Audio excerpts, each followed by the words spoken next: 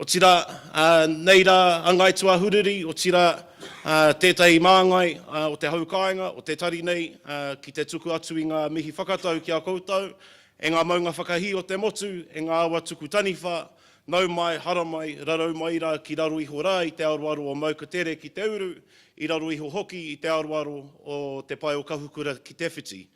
Ka re tōru i ngā kōrero, hioi, e mihi ana kia tātou, kua whakarau i ka mai nei, o tira kia koutou, ngā māngai, e tū ana ki te muro o te ahi i tēnei o ngā pō, o tira kia koe Rino, tai rawa tira kia koe mei, tai anō kia koe Metiria, nau mai, hara mai, mauria mai ra o koutou pūkenga, kia pai tātātou nei wānanga i tēnei o ngā pō, o tira kia kaha, kia maia, kia manu anui kia koutou. Ka re tōru i ngā kōrero, hioi e tika ana kia tukumihi atu, kia tukumihi mai, no reira e aku rauranga tira mā tēnā koutou, huri no i te whare, tēnā koutou katoa. Manu tiria, manu, werohia ki te poho, te raka katau, re katau mai te ruhi e tau e koia, kota, rarariki ki mai, maui e hara, i te whitu me te waru e tau e koia. No reira, tēnā rā koutou katoa.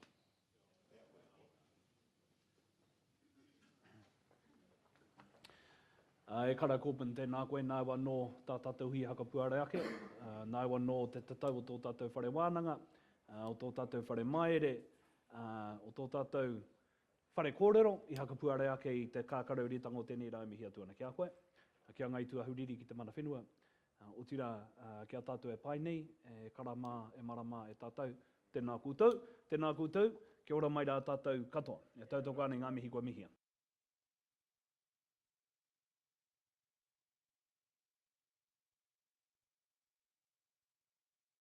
E ngā maunga whakahi o te waipounamu e tū tako mai rā, e ngā puna wai o te waipounamu e o maki mai rā. Tātou katoa e pai nei ki te whenua, o te mana pupuri i te Māori o tēnei takiwā ngai tua huriri, ngai tahu whānui tonu, e ngai we o te motu tēnā koutou, kia ora hui mai rā tātou katoa, a nau mai ki tā tātou kaupapa e kia nei ko te kōwhiringa pōti o te wero, rua mano, ko tahi te kaumāwhitu. He mea tautoko nā te whakaruru hau o ngā reo irirangi Māori me te māngai pāho. Ladies and gentlemen, welcome. The Wero 2017 is being broadcast by this flash place here at Te Whare o te Waipounamu in Ōtautahi, the headquarters of Tururanga o Ngaitahu in Christchurch. And this, the electorate debate of Te Tai Tonga, before a live audience with the three candidates standing in this electorate race. They are May Reedy-Taare of the Māori Party, Green Party MP Metiria Tūrei, and the current MP, Labour's Rino Tirikatene. Now for our whānau here at Te Whare o te Waipounamu, you can hear this debate as well as a post-debate critique on the candidate's performance and an electorate profile this Saturday at 10 a.m. on one of the best Māori radio stations in the country, Tahu FM. Me mihi ki te reorirangi o Tahu, kia Blade, ki o kaimahi katoa e tautoko ane te kaupapa, no reira Blade, te reorirangi o Tahu, Pou, Piki, kei hea hine, koutou katoa, tēnā koutou katoa. O tira ngā iwi o te Tai Tonga, e mihi atu ana ki o koutou katoa, ko Julian Wilcox. Ladies and gentlemen, tonight we will have a debate in 4 parts, and at the end of each part, we'll be taking questions from the floor. So if you do have a question, we ask that you direct it to one of the candidates, not all of them, just to save us some time in the broadcast itself. Now in a moment, we'll drill down into the issues that matter to the people here in Te Waipounamu and in the electorate of Te Tai Tonga. For our listeners, as you know, this is the largest electorate in the country at over 153,600 kilometres. It's 4 times the size of the second biggest electorate, Clutha Southland. Te Tai Tonga extends north from the Wellington city to Whanganui-a-Tara throughout the whole Waipounamu Rohe and south to Rakiura and southeast to Wharekauri. But first, ladies and gentlemen, the three candidates contesting the seat. We want to hear from them and their introductory remarks. To our candidates, you each have 2 minutes. You'll be given a bell to start the 2-minute count once you've finished your mihi, but please don't do your whole whakapapa from rangi and papa. Then you'll get another bell at 1 minute 30, and then a continuous bell at 2 minutes to signal the conclusion of your time. Metiria Reedy, you are the newest candidate, and you've predicted that this election will be the end of the Labour Party's dominance of the Māori Party vote. So tell us, why should those in the Te Tai Tonga electorate vote for you? Kia ora koutou. E tū ana I raro I te maru o hikurangi maunga. Ka te tiro whakawahe I te urunga o te rā. Ko ngā wai o matatini ka napa mai rā. Te awa o te waiapu. E rere atu rā, e rere atu rā, e rere atu rā. Yes, I have again claimed the mantle of hikurangi maunga. But I stand here both as a mokopuna of Hamo Te Rangi, who was the mother of both Ngāti Pro and, of course, Ngai Tahu. So kia ora koutou whānau.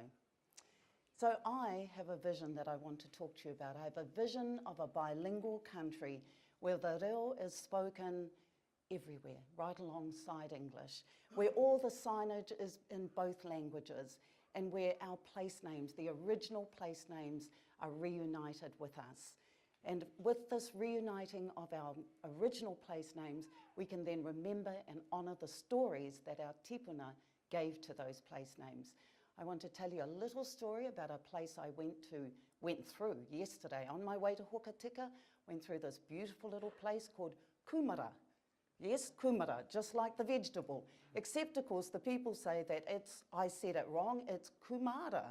In actual fact, everybody's got it wrong. Its original name was Kohimaramara, named after a beautiful plant that was often gathered there. So these are the types of stories that I think we need to bring back into Aotearoa.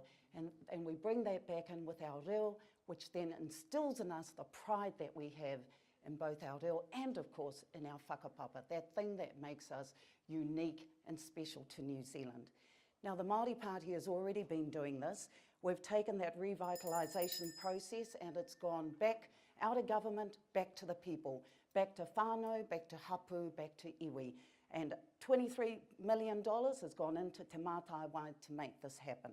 We want to continue to advocate for our reo to be compulsory in schools.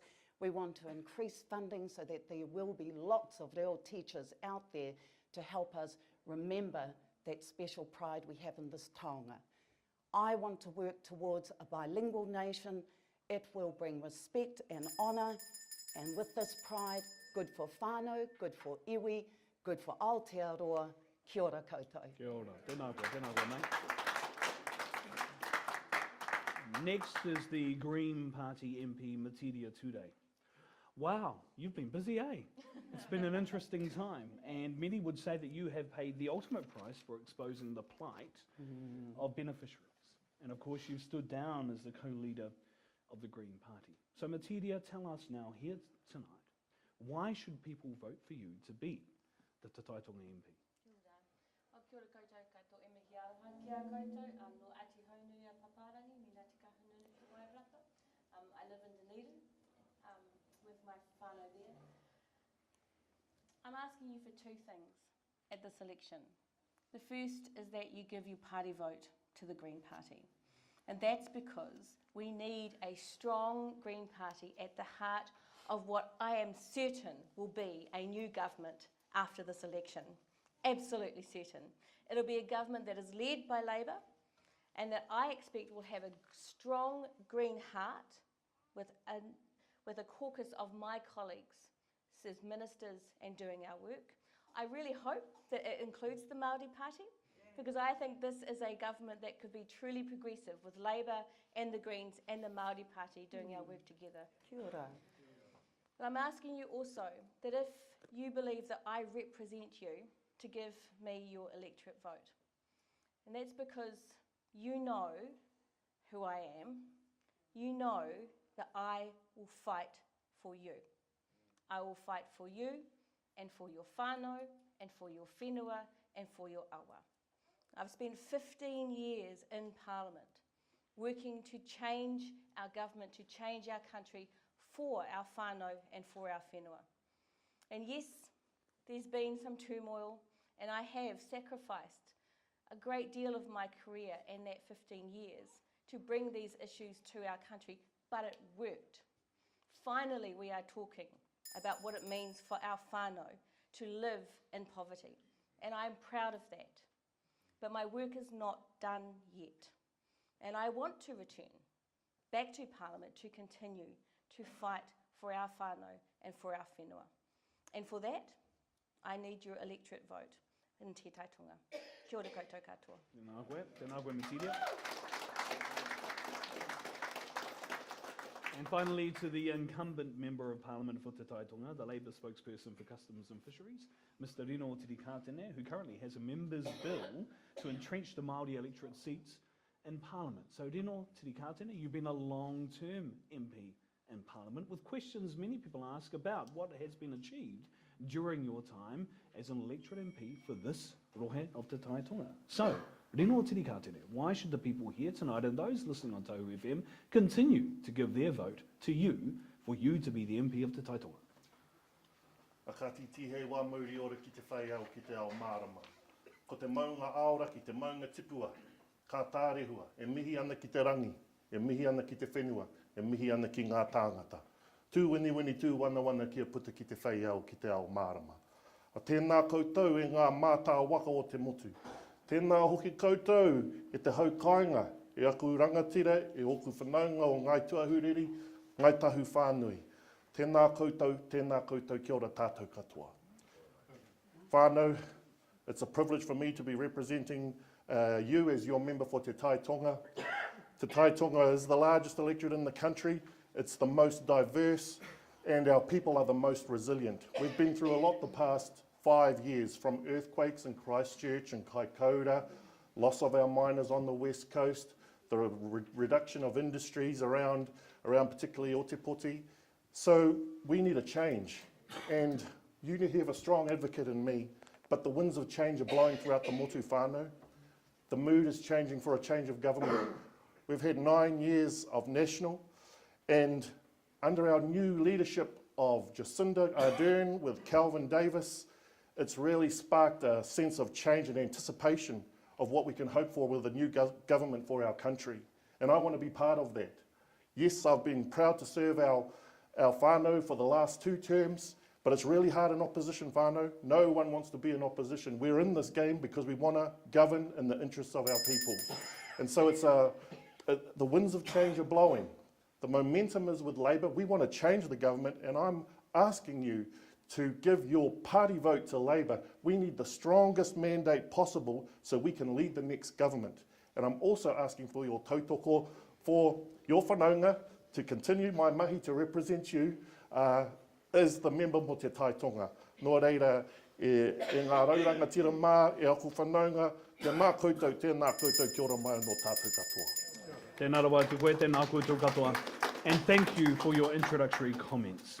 It's already been an election campaign filled with more surprises than whāngā rā mai tawhiti winning te matatina. In just a matter of weeks, we've seen a comeback of what many would describe as biblical proportions for Labour, with a new messiah in Jacinda Ardern, who's resurrected the party in the polls, who's declared she wouldn't have enacted the foreshore and seabed, but she has made a believer of some. But has she made a believer of Māori voters? Or has the faith been put in behind the treaty settlements cheerleader, the incumbent Prime Minister Bill English, who is prophesying economic instability if Labour took over the 9th floor of the Beehive? And of course, we have minor party representatives here tonight in terms of the Māori Party and the Green Party, and who can forget the inimitable taniwha from Ngāti Wai, Winston Peters. Rino Tirikatene, Metiria Tūrei made an interesting comment about you forming a conglomeration with the Māori Party to lead the next government. So isn't it a simple thing for you to announce tonight that you'll rule out Winston, given he wants to wipe out the Māori seats and you want to entrench them and form the coalition with the Greens and the Māori Party? Just say it here tonight. I'd love to do that, Iho, but look, those discussions are for our leadership. And Jacinda Ardern, she's really stepped up to the plate for us, and she's doing a real sound job in leading our campaign. And we have that momentum. Look, we want to be in the strongest position possible so we can lead the next government. And look, a party vote for Labour will see the largest contingent ever of Māori MPs in one political party. Where we're polling at the moment, we're going to see 12 Māori MPs in the Labour Party. That will form the quarter of our caucus. Māori will be at the heart of the next Labour government. And I understand all that, but how is it, this is a question for you, not for your party. You are standing as the electorate MP. You are standing as a candidate for Te Tai Tonga. You are trying to entrench the Māori seats. How can you, in all good conscience, have a partnership with a man who is trying to get rid of the Māori seats from Parliament? Absolutely, and we have to have bottom lines in our discussions, and that is the domain for our leaders to do. But I'm very proud to be having my private member's bill in the ballot. There is, a discrimination against us Māori voters because our seats are not protected. Every other general Pākehā seat is protected, but ours aren't. So I'm very proud to have my bill in the ballot. I know with a Labour government in support, we were going to be pushing that through, so it will be law, so we can remove that discrepancy and make sure that we are treated equally as tangata whenua in our country. Metiria today, if the Green Party was polling as it was before the furore surrounding you had occurred, you would almost be there right now on polling results with a 50% share with the Labour Party and Māori Party tipping you over the edge. Yep. You're polling at around 6% according to some of the latest polls. Do you take responsibility for that? For some of it, yeah. And I know that not everybody agreed with what I did 23 years ago when I was a single mum with a small baby. And I've never asked anyone to condone what I did. What I've asked is people understand it. Because what we saw after I gave my speech was thousands of people saying this was them, that they had some kind of similar experience when they were raising their kids.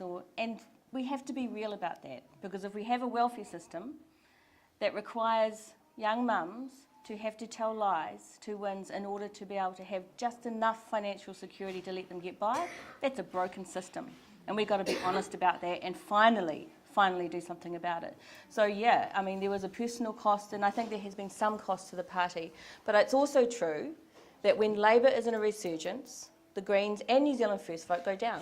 I was there in 2005 when that happened then, and when Labour did not choose the Greens and the Māori Party like we had hoped to work with them. They chose Winston instead.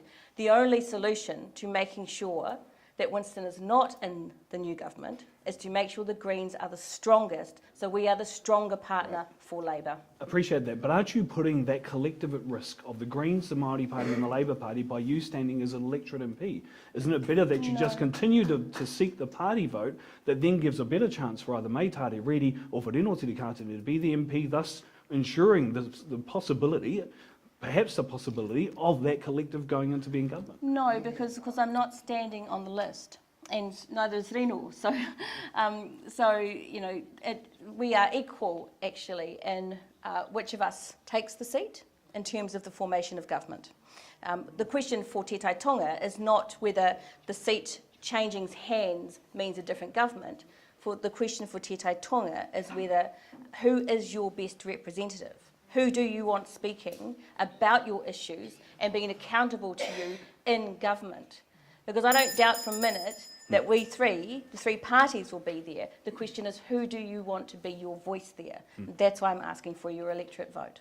Metiria, Reedy, you've made some very strong comments around whānau order and how important whānau order is not just for the future of the Māori Party, but also for the future of all Māori and all New Zealanders, actually, the benefit of all New Zealanders. Is that your only distinguishable point between you and the other candidates standing here tonight? Is whānau order? Is that, do you think, going to give you the competitive edge to win this election, to win the electorate debate? So the competitive edge is that we are standing in a Māori electorate. That is the first and foremost thing that everyone must remember. We are voting for a Māori candidate, not a Labour candidate who is Māori or a Green candidate who is Māori. We are looking for the strongest independent Māori voice, and that is what sets us apart. And that's why Māori need to put the Māori Party back into government. Because we are the only independent voice. We don't have all the confusion about whether it's, the Labour imperatives or the Green imperatives. We are only about what is best for Māori. How do you maintain that independent voice, given there is a Labour imperative, given there is a Green imperative? Jacinda Ardern has already reaffirmed the fact that the first call she will make is to the Green Party. How do you stop yourselves from being, and I hate to use this term because it's some that mainstream media use a lot, from being at a rear seat of the bus? We absolutely know that we do not want to be in another bus, in another room, as these two have been for the last 6 years plus. So it is all about negotiation, and the Māori Party wants to be at the government table, so it will negotiate to the best advantage for Māori. Thank you very much, tēnā koutou katoa. We have a question from the floor. The question comes from Mr. Josh Joseph. Josh, hei a koe te wāhua, hea tō pātai, and who is your pātai tū? Rino Tirikatene. Kia ora, Rino. My question is, there's two parts to the question. We heard recently that your leader said she wouldn't make the same mistake as Helen Clark. Given that's the case, what has the Māori caucus within Labour Party done to ensure that the same doesn't happen with water? And what has the Labour Māori caucus done to ensure that that decision that was made by Helen Clark is repealed? Ka pai, Rino Tirikatene. Well, thank you, Joss. Purely by strength of numbers, we are going to be a quarter of the Labour caucus of the next Labour government. So our Māori caucus will form the heart. We have Calvin Davis as our deputy leader, and I have no doubt that we will have many Māori in the next cabinet. In terms of Jacinda stated her position, I assume you're talking about the foreshore seabed. Jacinda stated her position. She would not go down that path. That was the legacy of, obviously, Helen Clark and the 5th Labour government. Obviously, I disagreed with that. I was on the hikoi just like everyone else. But, we have to show contrition, which we have, but we also have to move on. And I think the foreshore seabed legislation is long repealed. We already have the marine takutai moana legislation in there at the moment. That was put in by the Māori Party and the National Party. That is the law. So there's no point trying to sort of accuse Labour when our laws, it's not in the books anymore. But sure, we are contrite, and I know that being the heart of the next government, we will ensure that we will not be making those mistakes again. We've earned back the trust of Māori. We hold 6 of the 7 Māori seats, and I know that the next Labour government will be doing a lot of work in the areas of water, treaty settlements, continuing on the mahi that all governments are obliged to do. And I'm certainly looking forward to being a part of that. Tēnā koe Rino, thank you for that answer. Tēnā koe Josh, thank you also for the question. Kia ta tonu mai e te iwi, we will be back with more from the Te Tai Tonga electorate debate. This is Te Wero 2017. Kia ta tonu mai rā.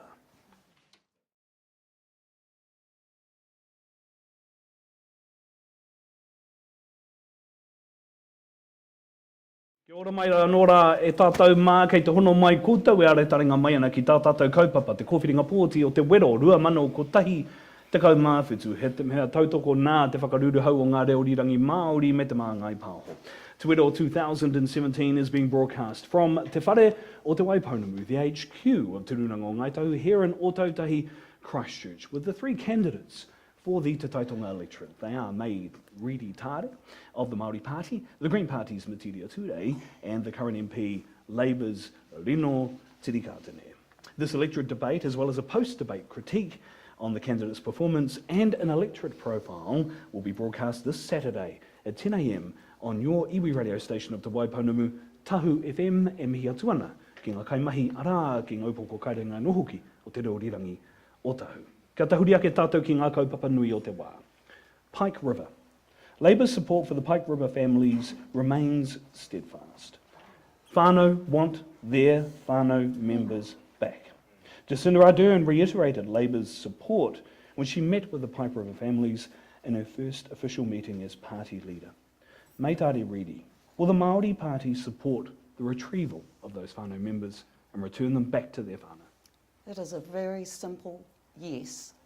They have already, I understand, Marama Fox has already signed a understanding, an MOU, that actually says the Māori Party is committed to doing that for our Pike River whānau. Metiria Tūrei?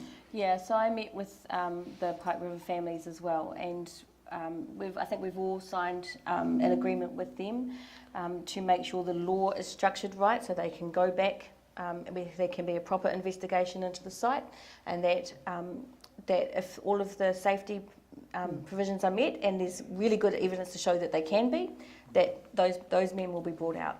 And I've seen some of that evidence. I'm absolutely convinced that those men can be brought home, and they should be as soon as possible. Rino Tirikatene, we operate in a world now with the health and safety legislation where it is critical and imperative health and safety comes first. Isn't the National Party's approach, the cautious approach of ensuring that health and safety is observed first to make sure that those family members can be returned, isn't that the better approach? Look, we've lost 29 miners on the west coast, and the whānau are still grieving because they haven't returned their loved ones home. We have all signed, our respective parties, an understanding whereby we will make this a priority under the next Labour League government. We will appoint a minister specifically in charge of working to ultimately, we hope, retrieve the tūpapaku and bring closure for those whānau. Absolutely. Let's not forget that this is the biggest crime scene that hasn't been solved. And that's what I think. No one has been held accountable for Pike River. That's right. No one in Solid Energy, no one throughout that whole, that was an absolute disgrace. And we need to get to the bottom of that and not just sealing up the mine and just saying we can't go in there. That's right. We need to bring closure for those whānau. Tēnā koe, Rino, tēnā rā watu koe, tēnā koe tō katoa. It's been 7 years this week since Christchurch was struck by the magnitude 7.1 earthquake. Thankfully, at that time, there was no loss of life. But of course, the 7.1 earthquake was just a precursor to the February earthquake that killed so many, 185 people, and utterly devastated this region. And then in November last year, of course, we had the earthquake in Kaikoura. It's not hard to meet people who are still waiting on unresolved quake insurance claims. It is still a hot topic. And the Minister of the time, Jerry Brownlee's answer seems to be, and for many people still seems to be, read your contracts.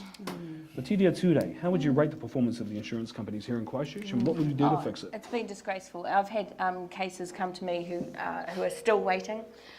They are still living in homes that are broken. They are being stalled continually and having either their claims dealt with or the government providing them with any kind of assistance. And so for many whānau, it is the trauma of the earthquakes continues for them time after time. So how do I rate how National performed? Their priorities have been wrong. They have been putting money into projects that are unnecessary and are vanity projects and not into the basics, transport, health and housing for our whānau who need it most desperately here. Meitāre, Reedy, this is particularly an issue for many whānau, many of our whānau actually, in areas like the east of Christchurch. Yeah, absolutely. So we know, and I guess your views are going to be the same about rating the performance, but what do we do to fix the issue, in your view? So the interesting thing is I was just in Kaikoura recently, and one of the whāia there, one of the amazing women who is demonstrating all that resilience that we're talking about, actually took us through that road that no one else can go through because she lives at the end of that road. And we could actually see the devastation that was going on there. So there is a lot of work going on, but of course she's saying, 7 years later, she still has to, she can't move if it's raining, and it's all very, very, careful as she goes through there. But one of the things I wanted to say just is that she also told us about all the work that the Kaikoura families have got out of this mahi that's going on there. And they're talking about like thousands of dollars going into homes now because of this. So yes, there is a terrible, terrible downside, and it's just taking forever, but there is this positive side of it, and whānau are actually, they're going from strength to strength. Rino Tirikatene, you've been the MP. Why haven't you held the government to account further? Why haven't you held your feet to the throat of the government with this particular issue, particularly on behalf of our whānau in the east of Christchurch and in other parts of Christchurch adversely affected by the earthquakes 6 years ago? Well, look, I dispute that because every day I am and my team are helping whānau who have been impacted by the earthquakes. And, those messages are going all the way through to the Minister. It's absolutely heartbreaking when you see the frustration and the anguish that whānau are going through when they're still haven't sorted through EQC or or insurance issues. And that's why we want to cut to the bottom of it, and we want to fast track arbitration to settle those lingering disputes so whānau can move forward. We also want to really unlock the potential of Wero Te Tai Tonga in Canterbury through fast tracking all of the central CBD projects as well, because it's been stymied for too long, and National have been sort of just looking after their mates, but they haven't actually been moving Canterbury and our whānau forward. And that's what I've been doing every day, working with our whānau across Wero Te Tai Tonga. Tēnā koe, tēnā koe tū katoa. I want to now move to environment issues, particularly freshwater. And this is a major issue, obviously, in this rohe of Te Tai Tonga, particularly in Te Waiponu. The Māori Party says Māori own water. The National Party says no one owns water. The Labour Party says everyone owns water. I'll start with the Green Party. Sure. How do you respond? Good. So we say that Māori have both customary and proprietary interests in water, that there can be no progress on the issues around the management of water until iwi Māori, whānau Māori, hapu Māori have been are the decision makers over what happens with that. It requires us to have a whole new process though, because the government process has failed, both those who have an environmental commitment to protecting our water, but also iwi and hapu Māori. So the first thing is iwi and hapu Māori have the first say over what happens. And then we need to be working on all of those issues together around how to protect our water resources, that if there's a charge on water, like we would like to see, how that charge is managed. So we've said there should be a charge on bottled water. And initially, 50% would go to regional councils for environmental work, 50% would go to iwi Māori, because it's their water. And then we would actually sit down and work out with iwi Māori at the heart of it about how we would manage further charging of water across the board. Right. Yeah. Meitāre Reedy, that sounds good.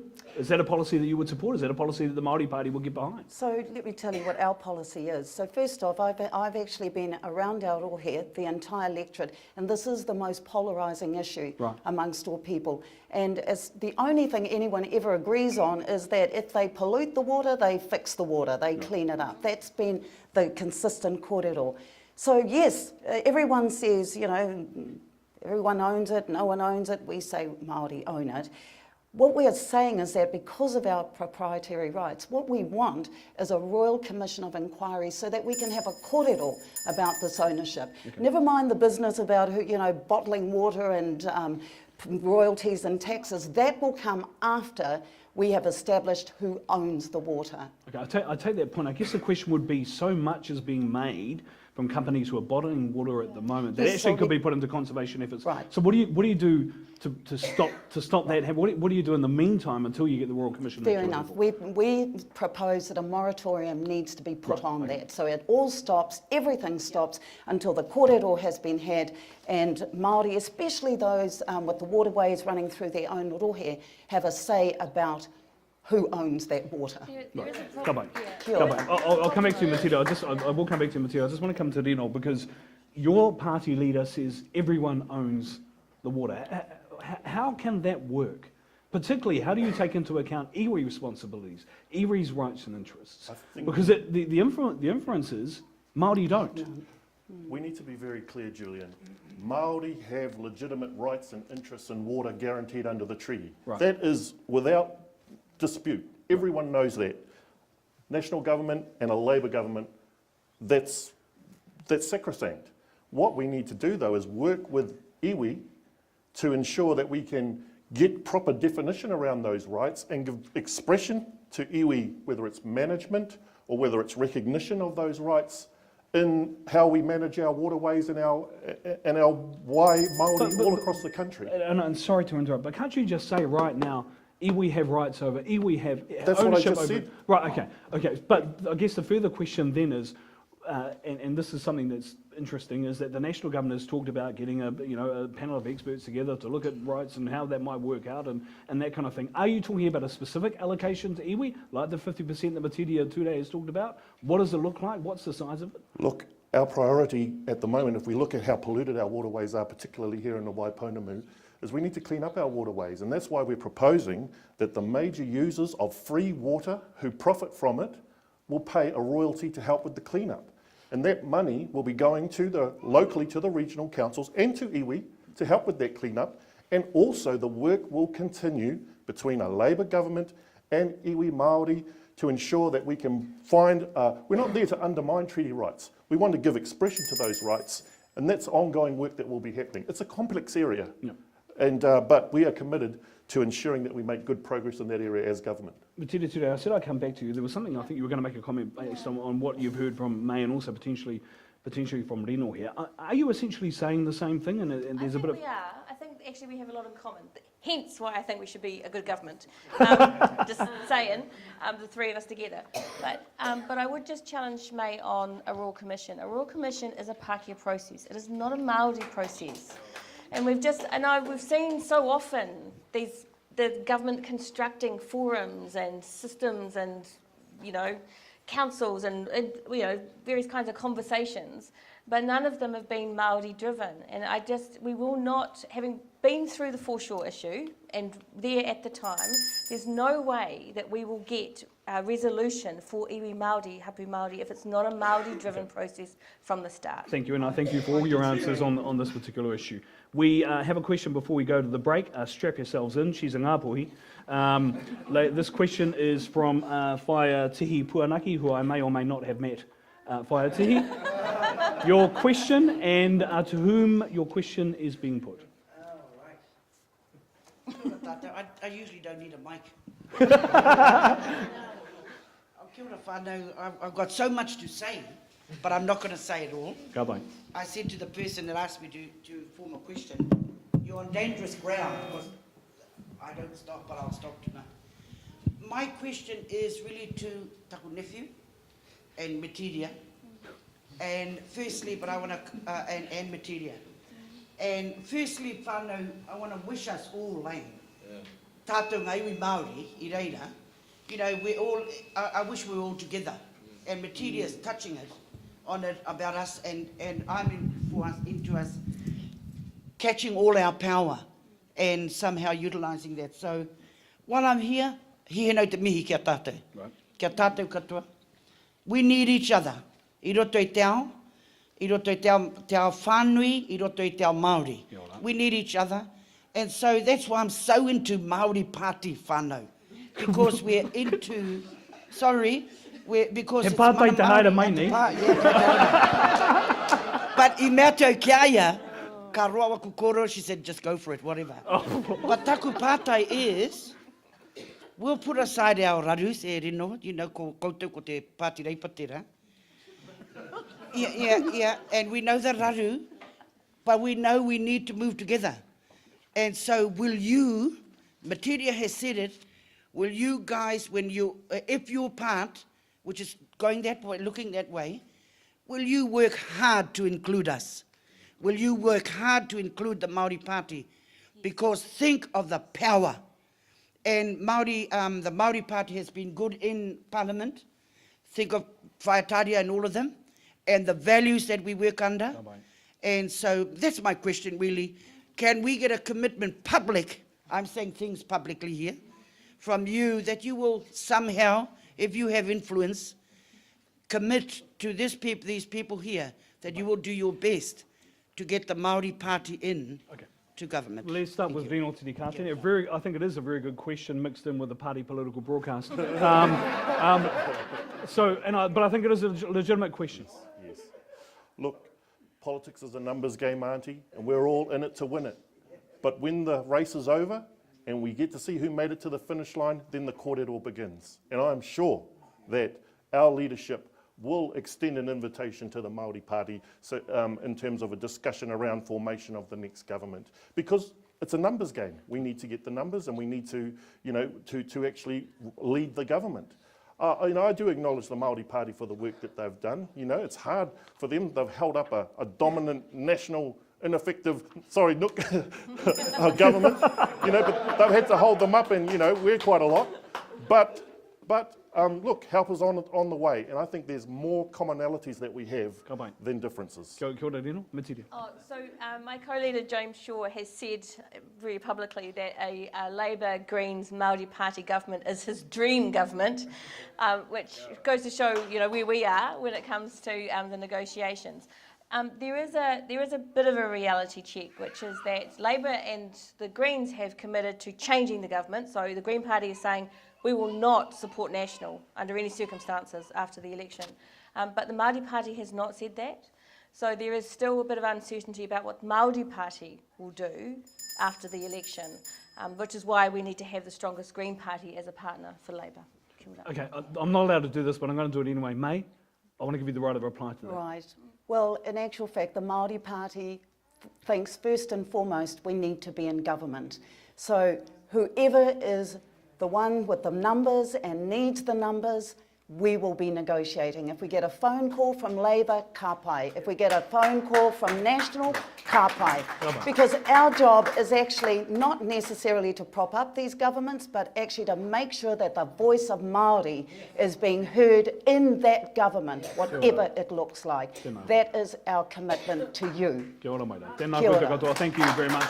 Please stay with us. You are listening to Te Wero 2017, the Te Tai Tonga electorate debate. We'll be back with more after this. Tēnā koe te katoa.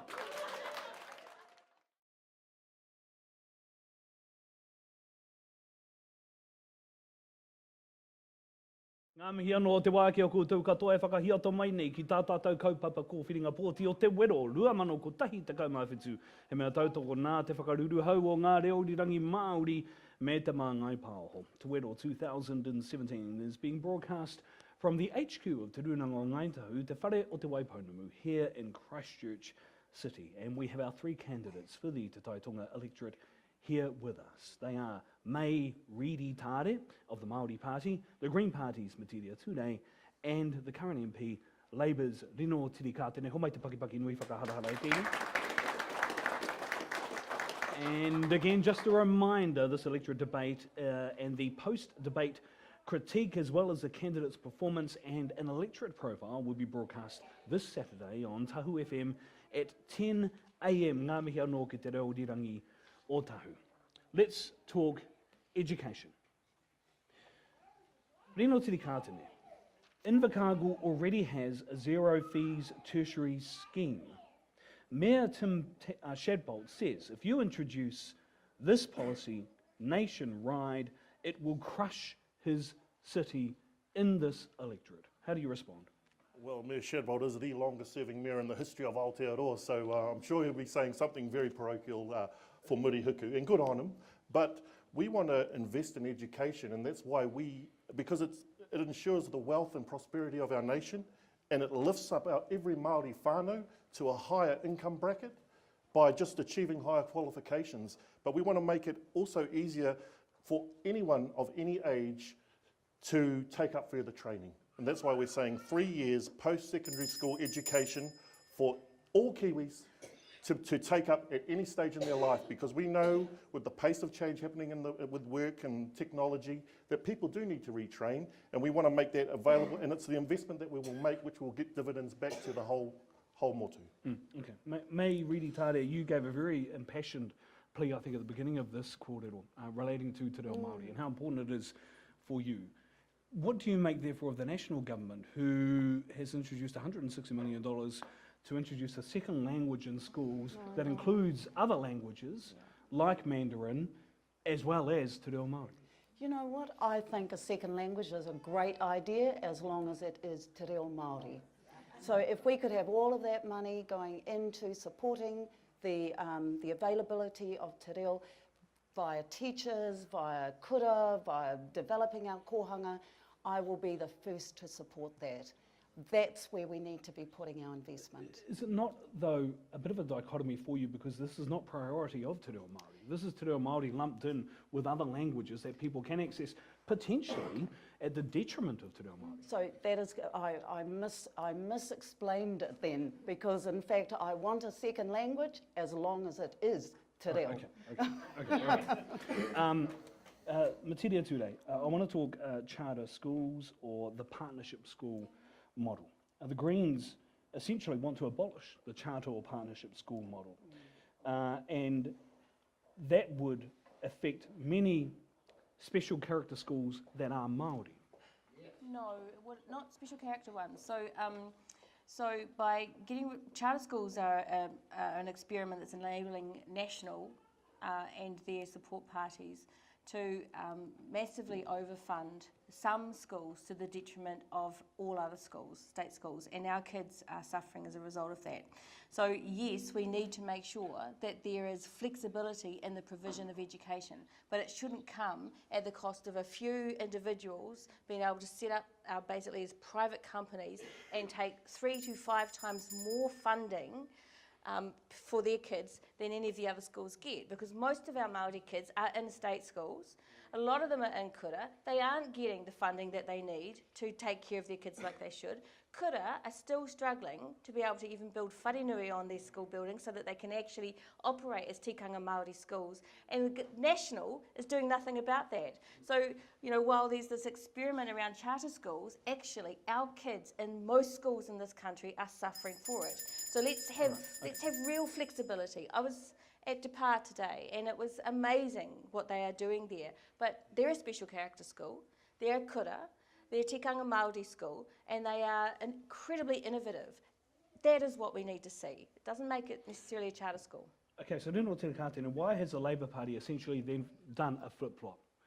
You know, you've got ones like Deputy Leader Kelvin Davis, who has essentially said he will walk if Labour shuts charter schools down.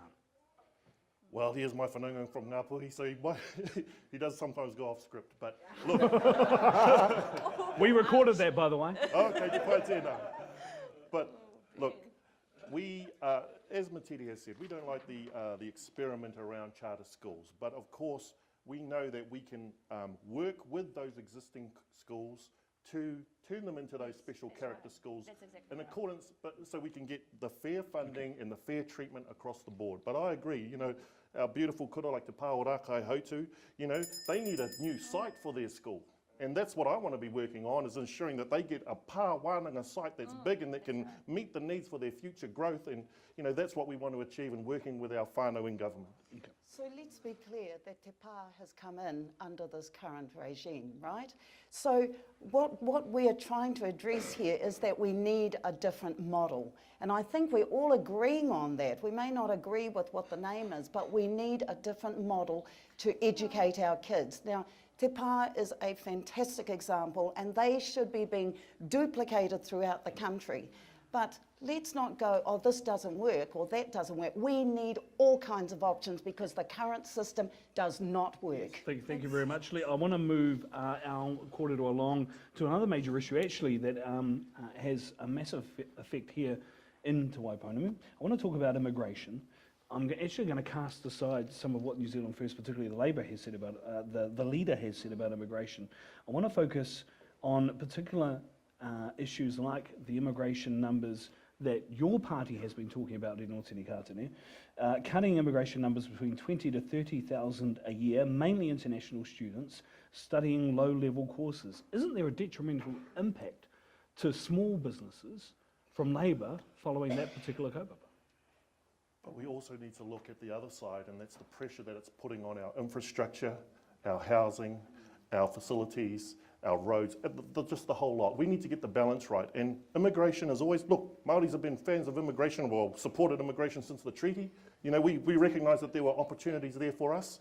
But unfortunately, you know, we got the rough end of the deal. But however, immigration is really important, but it needs to be managed and it needs to be turned on and down in accordance with the needs of the economy. And what we're finding at the moment is we're getting too much of the wrong types of immigration, and it's putting pressure and locking our whānau out of housing, rental housing, pressures on our education system and the like. And so we need to just, you know, take a breather and make sure that we get the settings right.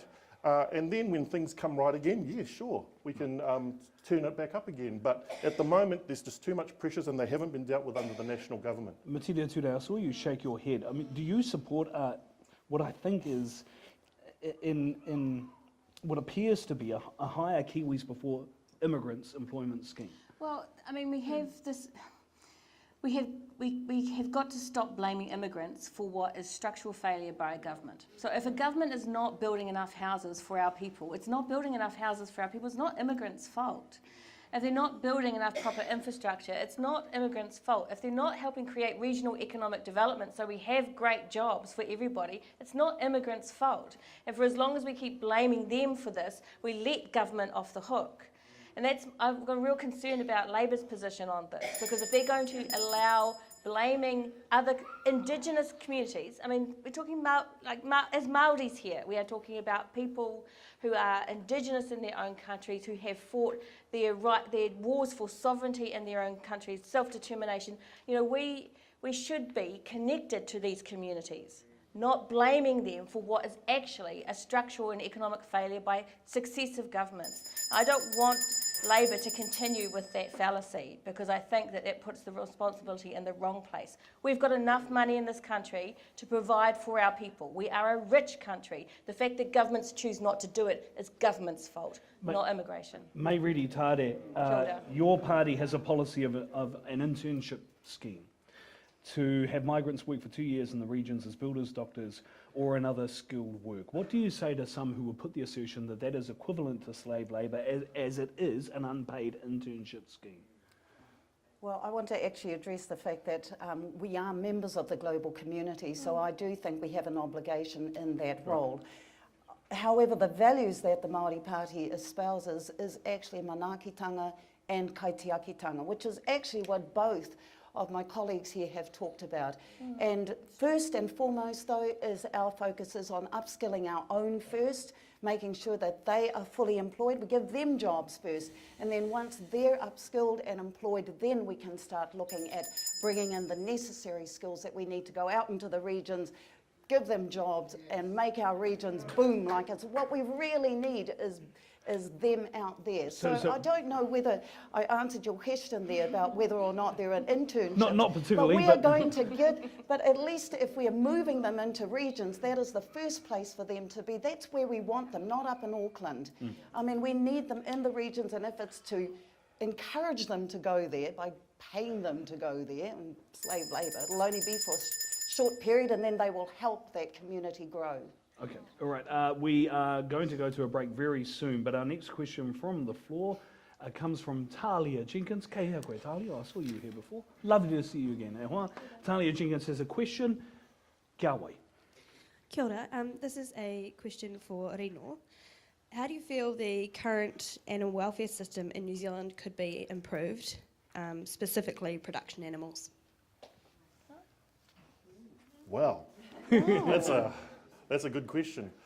I sit on the Primary Production Select Committee, so we have a lot of petitions coming into our committee in terms of the treatment of animals, and we give that proper consideration because it's really a cross-party. We work together as a collegial committee, and so I know that there are petitions that come through, whether it's how we tie up goats or how we treat farm animals, whether it's the bobby calves. So look, we give all of that proper consideration. We call in the officials from MPI and get them to explain what's going on, and we want to give all of those issues, their proper consideration before our committee. So that mahi continues. It continues on, and I know that Trevor Mallard, who's our spokesperson for animal rights, we do have one, he's very passionate. He's very passionate on this issue, and I know that he's been promoting our position, which I know is consistent with those animal lovers out there. Kia ora, Rino. Tēnā koe. Geez, you're getting some of the questions there tonight. It's interesting. Kia te tonu mai e te iwi. We will have more after the break. In part 4, we will be discussing poverty, rangatahi, and housing. That's in part 4 of our debate. Stay with us on Te Wero 2017. Kia ora tātou.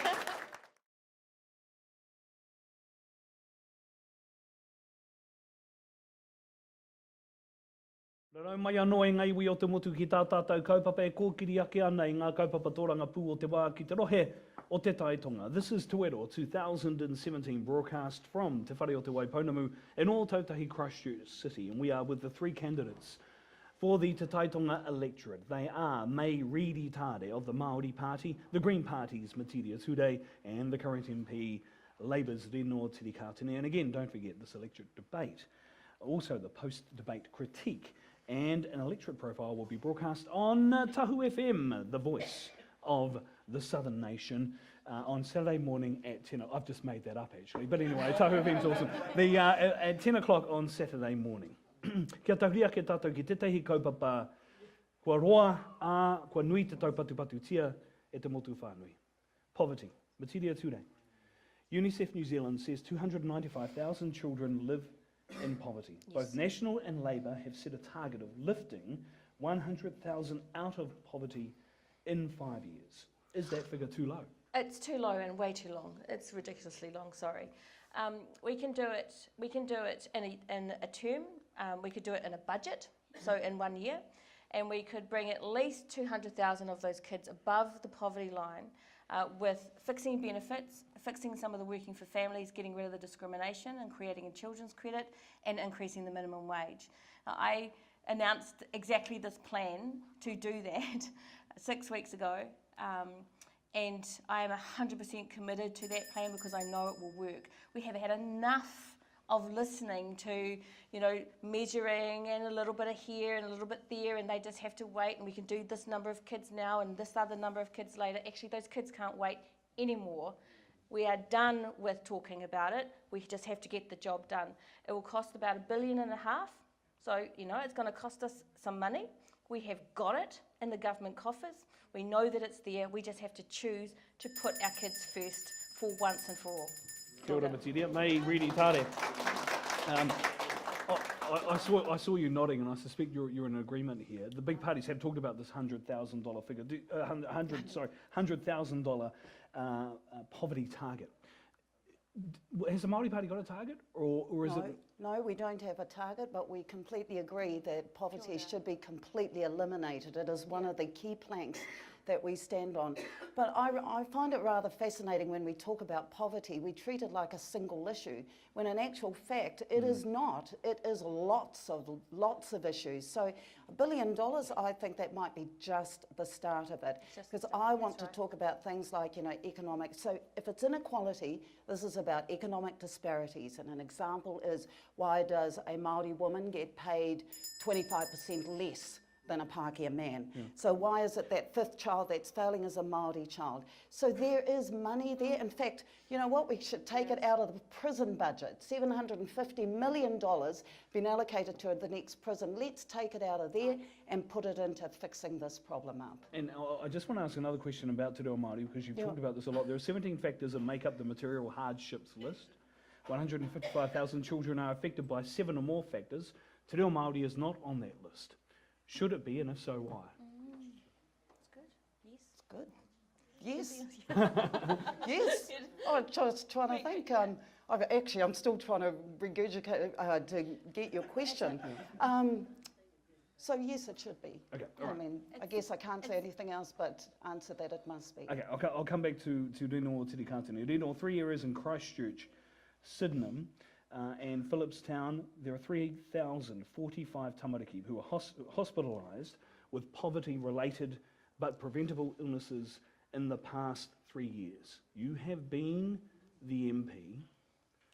What is the action that is required, and how come this hasn't happened over the last 3 years since you've been MP, and why have you perhaps not pushed that as hard as you should have?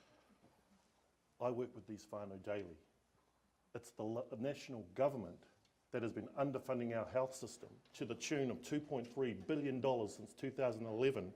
That's why we are seeing our rangatahi, our tamariki, show up to emergency departments. That's why we see uncollected scripts in the chemists, because whānau aren't registered with their PHO, with their GP. 10,000 Māori in Canterbury alone aren't registered with a GP doctor.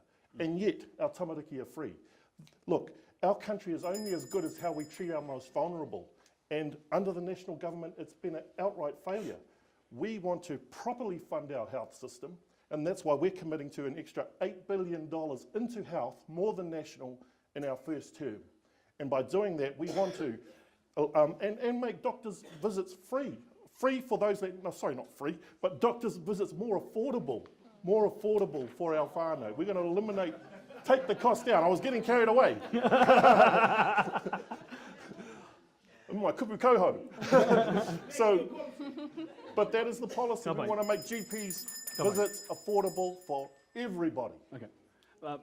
May Reedy-Taare, I apologise, I might not have put the question as well as I should have. Essentially, I was talking about a loss of language, culture and identity Yes. actually contributes Yes. to the issues that we're talking about. And I think it's to both you and Metiria Tūrei. So therefore, they, in your view, should they be on the list? Absolutely, they should be. I mean, it's about the whole poverty. The poverty issue is way bigger than just let's fix the housing, let's fix the... It's all about getting jobs and kai on the table, being able to choose between a living wage instead of a minimum wage. In fact, it's so huge. We shouldn't just be going, get rid of poverty, you know, one click and it's gone. It's so much bigger than that. Metiria Tūrei, I want to look at rangatahi, particularly this election. Rangatahi make up a big proportion of the missing million voters from the last election in 2014. How do we get the rangatahi out to vote? How will you get the rangatahi out to vote for you and for the Green Party? We know that in Te Tai Tonga there has actually been an increase in the enrolment of rangatahi, and it's a really high increase. I think it might be the highest across the Māori electorates maybe, which is really good news. So that means that it's not just us, the MPs and the candidates, but actually the community is getting young people enrolled to vote, which is fantastic. And anybody who's listening should know that when advance voting starts on the 11th of September, you can just turn up to a polling booth, you can enrol and vote at that same time. So you don't have to do it ahead of time.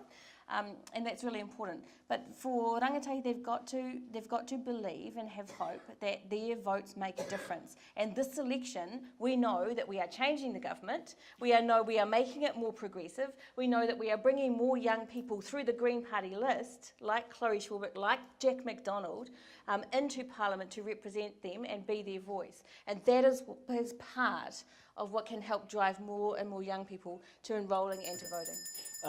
May Reedy-Taare, the Māori Party has been big on its message about using social media to try and engage with rangatahi. That's a platform, it's not a message. Actually, I'm going to tell you what my strategy is to get rangatahi to the polling booths, and that is to appeal to the wahine in that family, to the mother, the nanny, the auntie, the big sister, whoever it is, that is the key person in that family, and we have been appealing to her to go and get your whānau, go on Monday, get your whānau together, take them down. But it is up to that wahine in the family. And I believe that she can do it. She can move her family in the car, down the polling booth, and vote, man, vote. Rino Tirikatene, this is a generational question, and all three of you are just a smidgen over 40. So what's your offering to rangatahi to encourage them and engage them to get out and vote? Look, we want to work more and make civics education compulsory in all schools. Drive that right into the rangatahi level. Make sure they know the importance of their vote, the importance of being enrolled. Also giving them other life skills like driver's license and the like. So they're equipped and they're ready to, you know, when they leave secondary school, to take on whatever they want to do. And so it's working, preparing our rangatahi. It's working with them right within the schools and wherever our whānau are right across our Māori communities. And it is diverse. Like I said, we're North Island, South Island, rural, provincial. Te Tai Tonga has it all, but it's actually working closely with our rangatahi. Well, one final question for you, Metiria Tūrei. It is a rangatahi-related question. National government boot camps, your opinion? They are a demonstrable failure. They're just a means by which our kids are subject to further abuse. If we want to work more closely with our kids, we need to do that in a tikanga Māori way, with Māori providers, with Māori education, with us boosting their sense of their own rangatiratanga, and not have them tortured through a boot camp process that has failed Indigenous people all over the world. Ka pai, kia ora. Our last issue for discussion tonight is housing. May Reedy-Taare, 3 randomly selected areas in Dunedin, St Kilda, Quartersveen West and Stuart Frederick Streets. 31% of properties are rentals, but only 11% are state homes.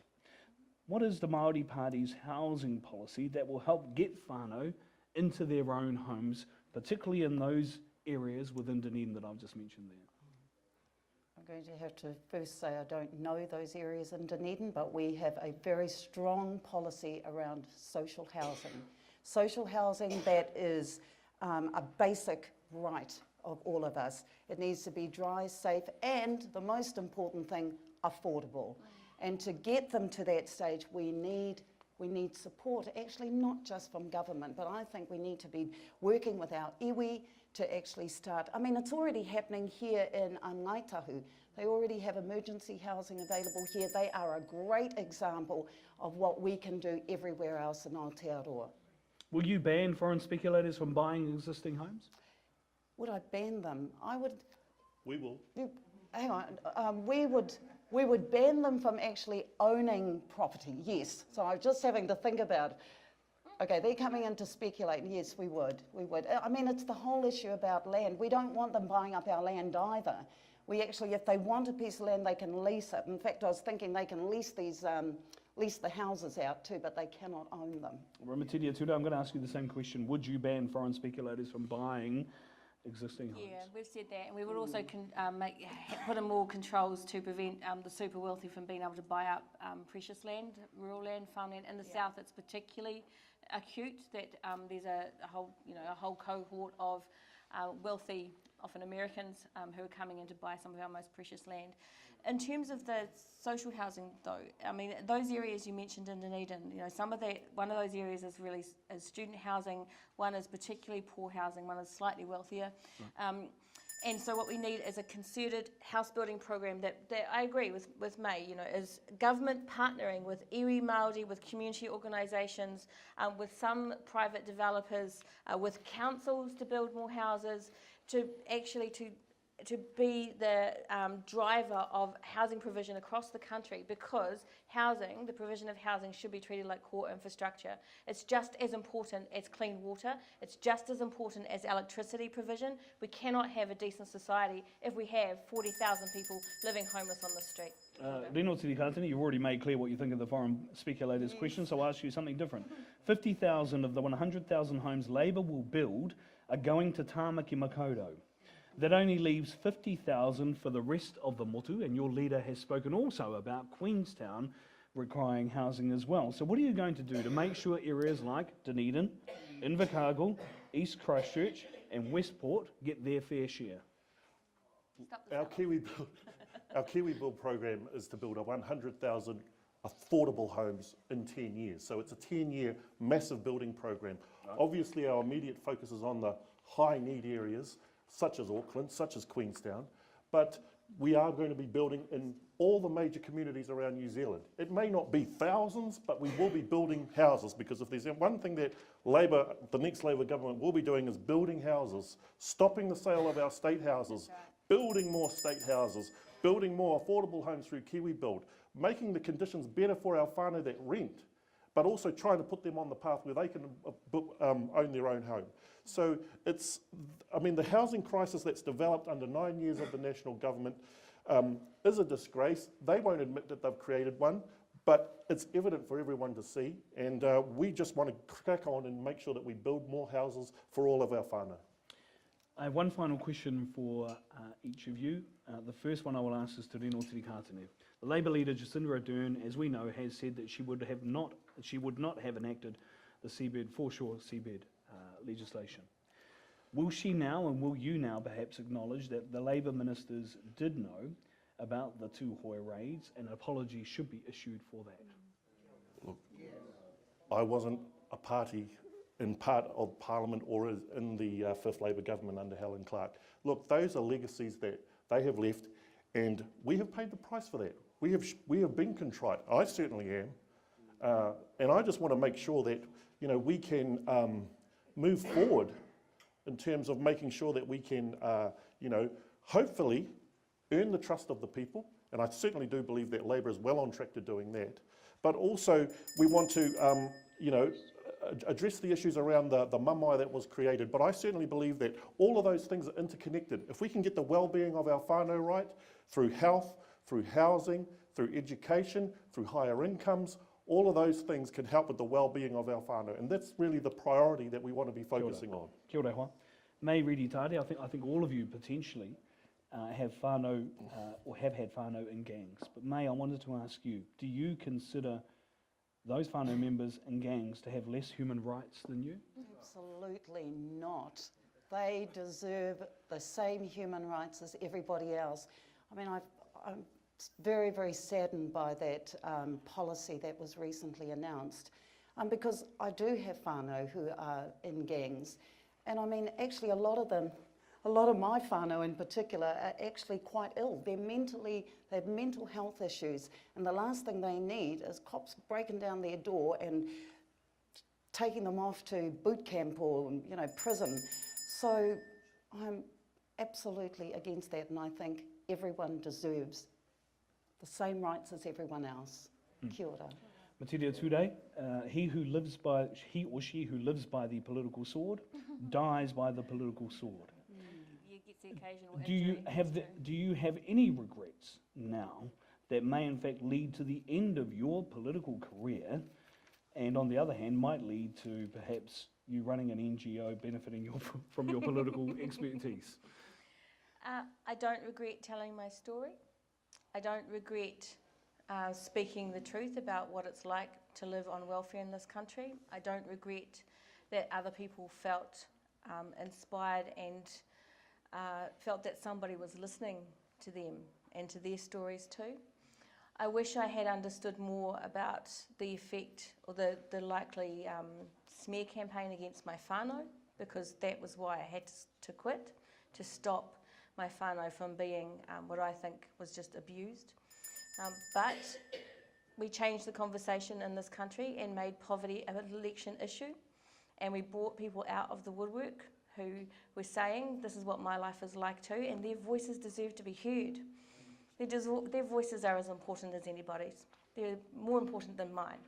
So if I don't make it back to Parliament, I won't regret having done what I did, because we deserve to be heard, every single one of us. I'd now like to ask each of our candidates to make some concluding remarks. You'll have 1 minute to make these remarks. We'll ring the bell to start you off, and then a continuous bell when your 1 minute is up. I'd like to start with you, Mai Reedy-Taare from the Māori Party. Tēnā koe. Oh, kia ora koutou. Kia ora koutou te whānau o te Tai Tonga. I want to remind you how beautiful and strong and wonderful you are, and how gracious you have been to me, for come down from Wellington to embrace you and to be part of you. So I want to thank you also for the stories that you've shared with me about the hardships that, you know, you're still suffering under 7 years post-earthquake. I want to thank those who have taken me into their amazing confidences and told me about the desperate feelings that they've had and that they've wanted to move on, and their whānau are the ones who have held them tight. Thank you for your resilience in the face of that evil called institutional racism. I want to take your stories to Parliament. I want to be your voice. I will fight for those stories in Parliament. I need you on Monday with that wahine in your house to get down to the polling booth and to vote for Mai Reedy-Taare, because I am for you and I am the Māori Party. Kia ora koutou. I now turn to you, Metiria Tūrei of the Green Party. Kia ora koutou katoa. This is our best opportunity to change the government and to create a new and progressive one. And so I'm asking Te Tai Tonga to please strengthen the arm of the Green Party in that new government. We have lived through a previous Labour government, and they didn't do everything they were supposed to. They didn't fix everything that they should have fixed.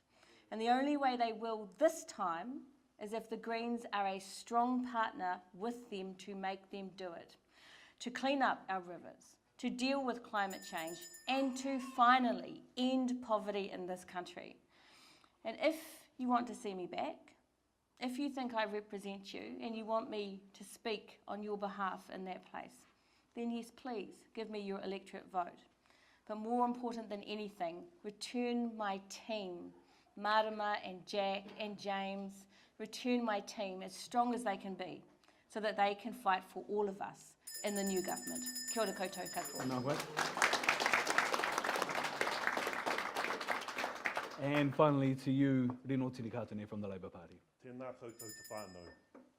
We are just over 2 weeks away from a defining election for our country. There is a mood for change.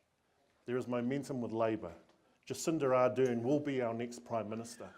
Kelvin Davis is her deputy, and I'm part of a massive Labour Māori team that will be the Māori battalion within the next Labour government.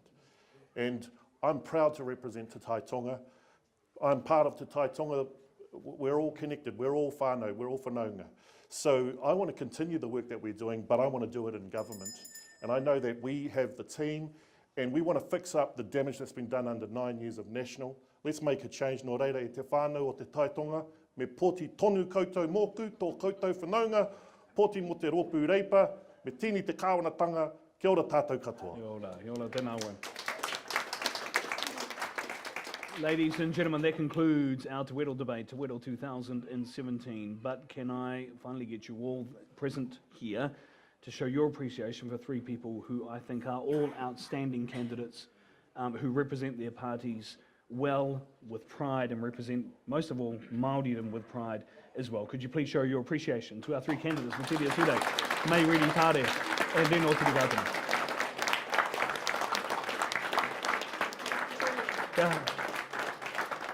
Don't clap the MC, he was terrible. Ka tia te wina te reo irirangi o Tahu FM a te wero ki Te Tai Tonga I whakatū me mihi te reo irirangi o Tahu FM kia Blade me wana kaimahi katoa kei wareware hoki koutou hei te kau karakai te ata o te rā horoi e kai namu mai nei whakapāhoti ai tēnei wānanga, tēnei taupatu, tēnei kōrero. 10 o'clock on Saturday morning, Tahu FM will be broadcasting this electorate debate for Te Tai Tonga. Can I thank also the audience who have been here tonight. You have been wonderful and clapped in the right places. It's been amazing.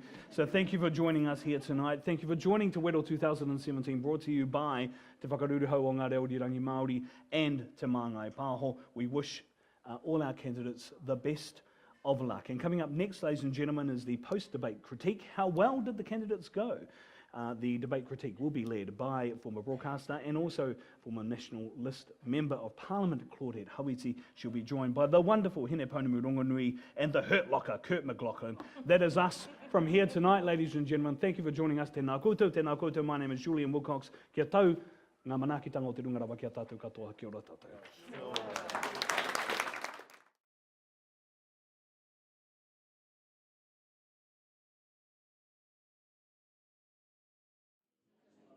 Thanks very much, Julian. Well, it's Claudette Hawiti here, and I'm being joined by Kurt McLaughlin, who is the Senior Communications Manager for Te Rinanga o Ngaitahu. Kia ora. Kia ora, Kurt. And also an announcer and a broadcaster from Tahu FM, Hine Pounamu Rongonui. Tēnā koe, Hine Rangi. Look, I'm going to come to you first, and we're in the beautiful whare, te whare o te Waipounamu.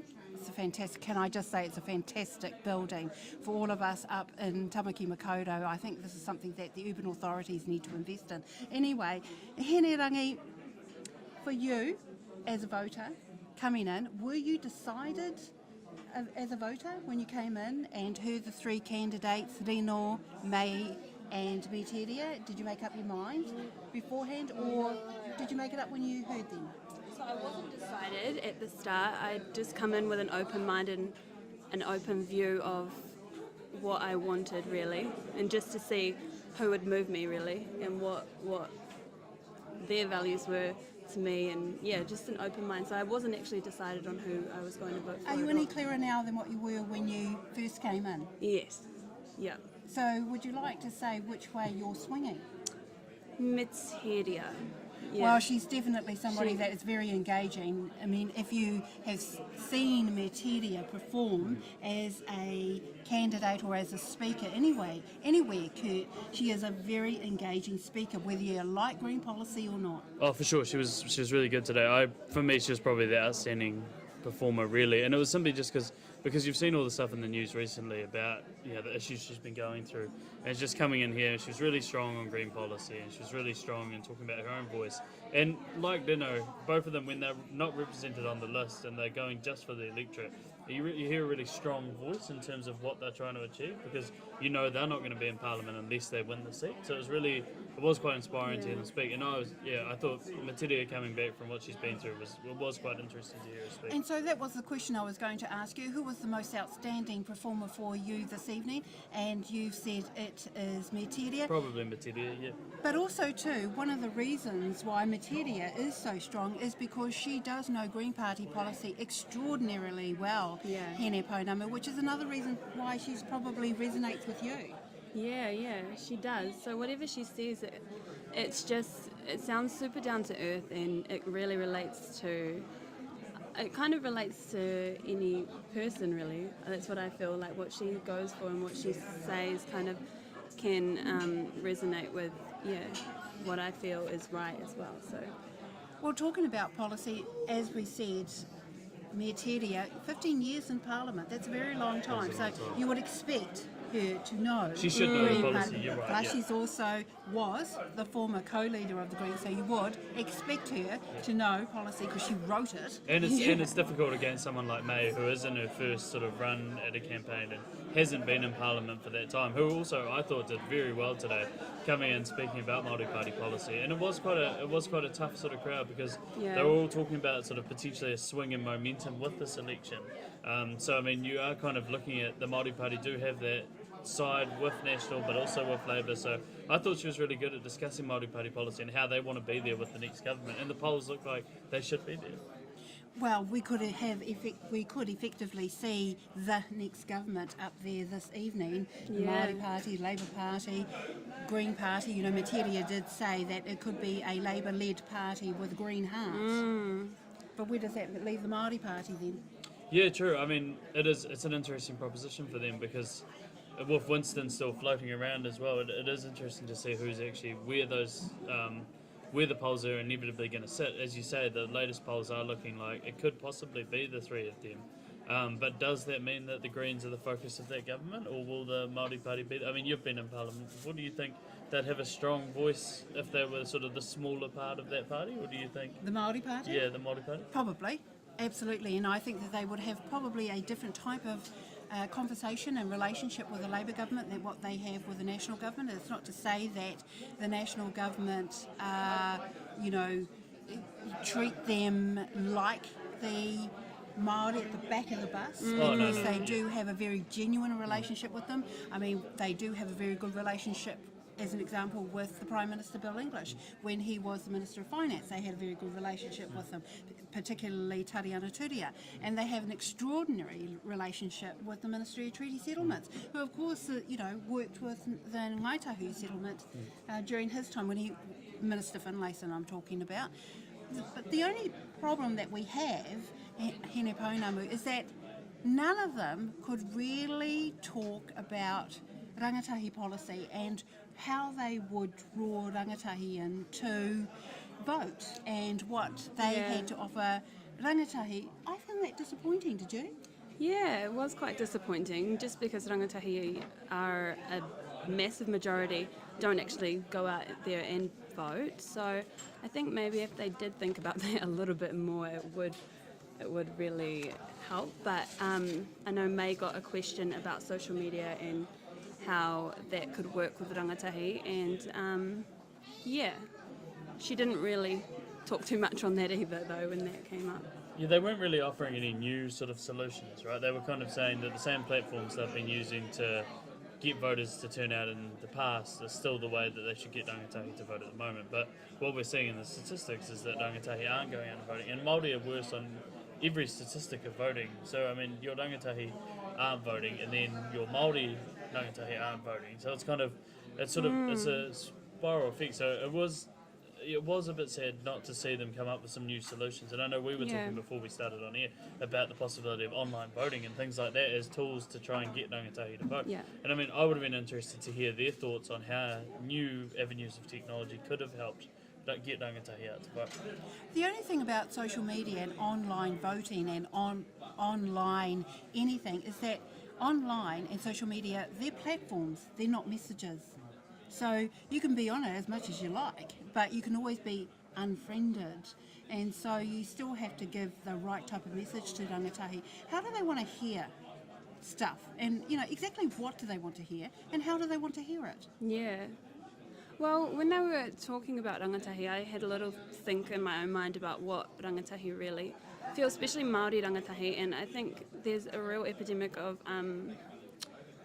low self-esteem out there with Māori rangatahi, and I think when it comes to low self-esteem, then you're not really motivated to do much else other than even just go online and just check out your friends' snaps or your memes or I don't know, those sorts of things that you go online just to maybe find some source of identity as a Māori rangatahi. That's a really interesting comment that you've made, and we'll pick it up after the break. You're with Claudette Hawati, Hene Pounamu Rongonui and Kurt McLaughlin.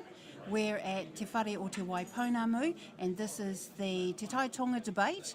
The three candidates this evening, Rino Tirikatene Sullivan, the incumbent Labour MP for the Māori Party, Metiria Reedy-Taare, and from the Greens, the former co-leader Metiria Tūrei.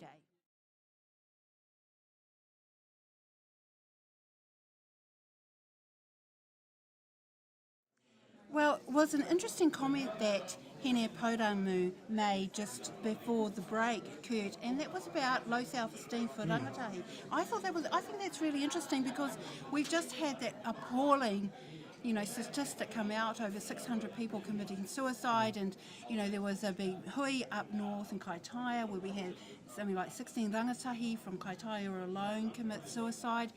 And here we are trying to,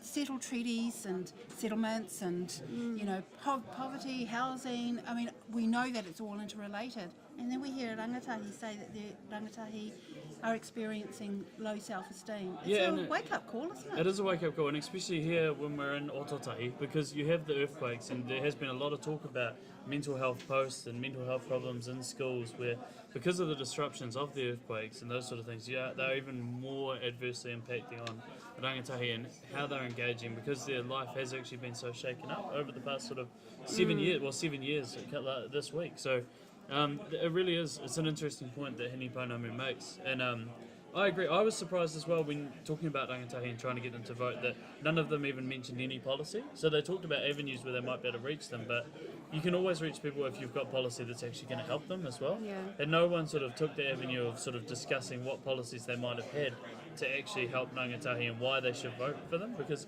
if you're trying to get someone out to vote for you, you want to be telling them why they should vote for you. So I mean, it was kind of, for me, it was a little bit intriguing that they didn't discuss any policies that they had in that regard.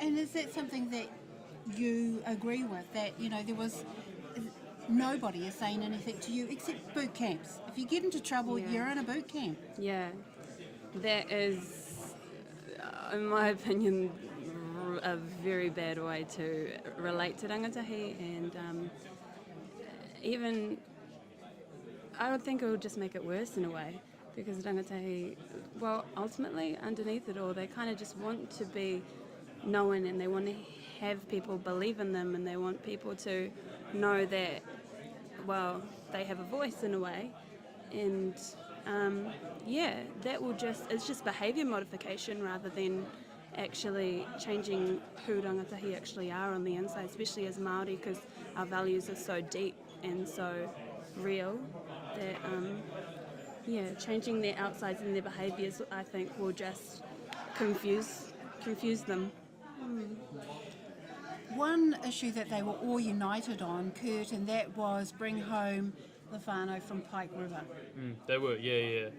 Which was interesting to see, because I mean, obviously National, as Julian said, is the MC, Nationals are operating on a health and safety line where, they are taking a cautious approach to ensure that there's safety and that no one else is harmed going into the mine, which you can't really fault. Like, I mean, it is a reasonable position to take.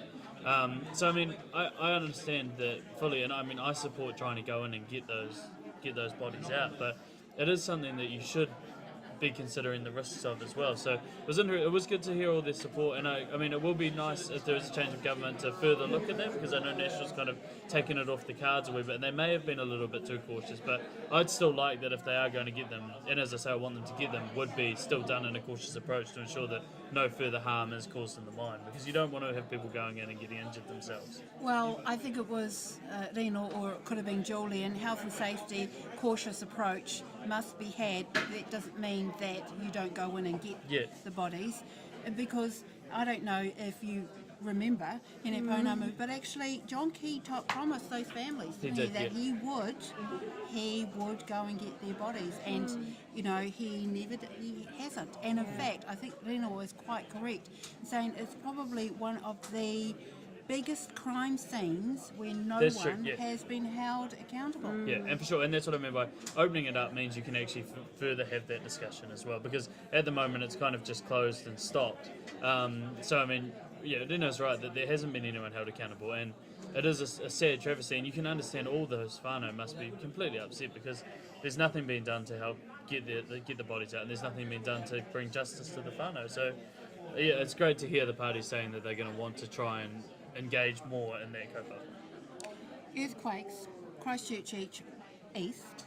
I don't know it very well. I've been there once. Yeah. Christchurch East, and can I just put in a little plug for my friend Jo Hayes? She's actually running there for National up against Portal Williams. Good luck, Jo. You're not going to get it, but hey, good on you, because you did increase National's party vote and you did win the party vote for them. So go, girl. But still, people are not being, insurance claims not being settled. Yeah. Big problem, Hine Pounamu. Yeah. Yeah, I think with the earthquakes there's a lot of things that haven't been settled really, and it's still being put together and put back together, and it's in its restructuring phase, and even whānau homes and everybody else is not really fully back together. I think it's like, I think Rino said a little bit about it, like it's a journey, and yeah, but I think it's on its way. It's still making it. It's interesting here as well because, as you said, we're at Te Whare Te Waiponamu, but across the road you can see it from the windows during the day is the IAG building, and there was protests out there earlier in the week on the 7-year anniversary of people still not having their claims settled. So I mean, it's something that's definitely still resonating in Christchurch, because you can see it out the window when you're sitting here at work of whānau, and those whānau were from Wairewa, so there's still whānau out there who are still struggling to get that. And I mean, yeah, they're just, I get that it was an unprecedented situation, but 7 years is quite a long time, so you should be trying, whānau should have some security and some sort of real commitment that their homes are going to be fixed. And it's just, as we said before, it's adding to that mental health and the stress of everyone when you still are struggling to have your home fixed, you don't really know what's going on, and yeah, it has been a long time. You're with Claudette Hauiti, Kurt McLaughlin and Hine Pounamu Rongonui. We're at Te Whare o Te Waiponamu, beautiful whare, big whare. And this is the Te Tai Tonga debate with Rino Tirikatene. He is the incumbent Labour MP for Party Māori, Mai Reedy-Taare, and for the Greens, former co-leader Metiria Tūrei. Coming up after the break, who owns water? Thanks very much for joining me, Kurt and Hine Pounamu.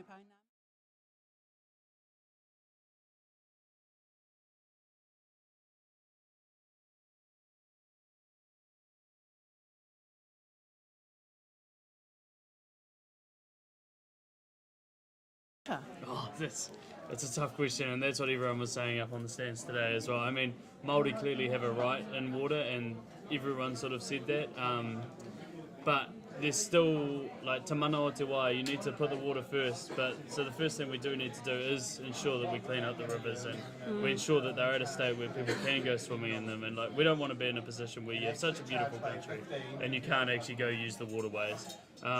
But if they are looking to give rights, in terms of rights and interests to water, I mean, you can't go past iwi and Māori. Iwi and Māori have to have a say in that, and there's no way that they shouldn't. And obviously some of those parties, I mean, they've put out water policy, but they haven't been exactly clear on who has the rights and what rights and interests Māori are going to have. So I think it's definitely a big thing which Māori are going to be looking at this election. And yeah. Well, hene pounamu, if Rino Tirikatene has his way, Labour's going to put you out to work to clean up those waterways if you're on the dole. So what do you think about that?